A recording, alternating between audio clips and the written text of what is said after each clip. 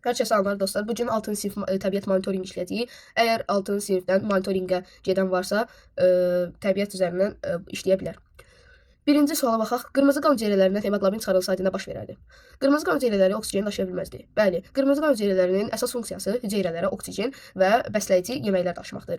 Buna görə də cavabımız A bəndidir. Amma digər variantlara da baxaq. Qırmızı qan hüceyrələri çoxala bilməzdi. Xeyr, çünki qırmızı qan hüceyrələrin hemoqlobinlə çoxalmır, yəni ümumiyyətlə qırmızı qan hüceyrəsi çoxalmır. Ağ qan hüceyrələri çoxala bilməzdi. Xeyr, ağ qan hüceyrəsi hemoqlobinə əlaqəsi yoxdur. Qan laktazının əmələ gəlməsi mümkün olmazdı. Xeyr, trombositində hemoqlobinə ehtiyacı yoxdur. Verilmiş sözlərdən istifadə edərək ürəyin quruluş xüsusiyyətlərini təsvir edin. Biz bilirik ki, ürək əzələli orqandır. Buna görə də ürək əzələli orqandır. Birinci əzələlicidir. Sonra insanın ürəyi 4 şöbəyə bölünür. Bəli, arakəsmə ilə sağ və sol hissəyə bölünür. Sonra da qulaqcıq və mədəciklərə bölünür. Yuxarıda yerləşən hissə, bayaq dediyim kimi, yuxarı və aşağı, yuxarıda qulaqcıq olur, aşağıda yerləşən hissə isə mədəcik adlanır. Ürəyin sol hissəsindəki divarlar qalın olur. Bəli. İndi üçüncü suala keçək. Nəfəs alma və nəfəs vermə zamanı havanın tərkibindəki qazların faizli miqdarını göstərin.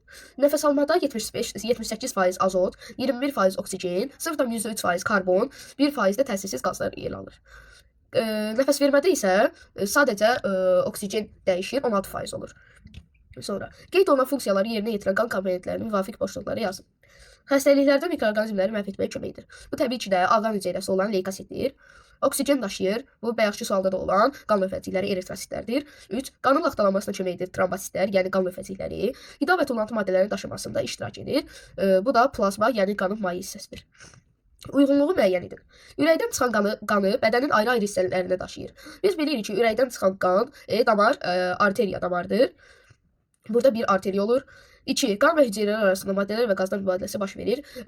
Arteriyadan sonra kapilyar damarlar gəlir. Bu damarlar isə orqanların içində yerləşir və orqanlardakı hüceyrələrə oksigen və bəsləyici qidalar verir. Karbon qazı ilə zəngin qanı ürəyə daşıyır. Bu da təbii ki də vena damardır. 6-cı sual. Əgər göbələklər fotosintez etsəydi, onlarda mütləq çiçək olmalı idi, səhvdir. Çiçəyin fotosintezə əlaqəsi yoxdur. Meyvənin də həmçinin. Cavabımız C xlorofildir. Verilmiş sözlərdən istifadə edərək cümlələri tamamlayın. Kürəşəkilli bakteriyalara koklar, çöpşəkilli bakteriyalara basillər və qıvrım formada olan bakteriyalara, yəni spirillalar deyilir.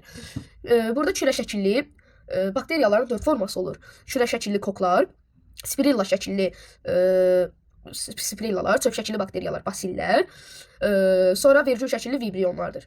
Deməli, bakteriyalar sadə bölünmə yolu ilə çoxalır.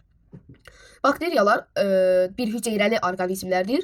Deməli, bakteriyalar əsasən zərərli olsa da bəziləri faydalı olur. Amma burada heç nə olmalı. Çünki zərərlilər çox olsaydı biz ölə bilərdik.